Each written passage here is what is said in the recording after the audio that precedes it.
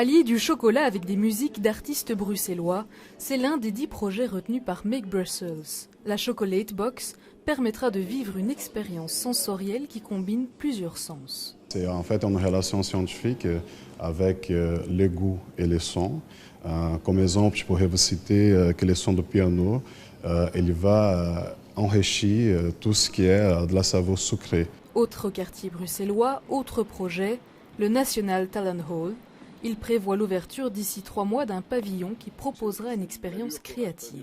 Nous allons construire une grande terrasse et un élément en dur qui servira à la fois de salle d'exposition et de scène. Et de l'autre côté, nous avons donc le fameux trou de Bruxelles, comme nous l'avons appelé, le Talent Hall, qui est donc le puits à lumière du musée de fin de siècle, dans lequel les musées des Beaux-Arts vont exposer des œuvres de leur collection d'art contemporain. Des projets nés parfois d'une simple déclaration. De Donald Trump, comme quoi Bruxelles serait un hellhole, suite aux différents événements qui s'y sont passés.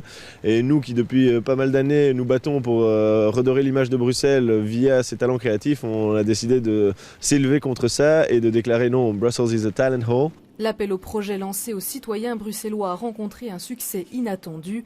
L'Agence régionale du commerce pense déjà à renouveler l'expérience. Ça va être très intéressant à partir de maintenant de commencer à débriefer alors qu'on rentre dans la phase opérationnelle. Mais c'est vrai qu'à la base, Make Brussels a été créé pour lancer une campagne de communication positive pour qu'on puisse parler positivement donc des 10 quartiers commerçants du Pentagone. Et on ne pensait pas avoir un tel retour. Les 10 lauréats réaliseront leur projet de juin à décembre prochain.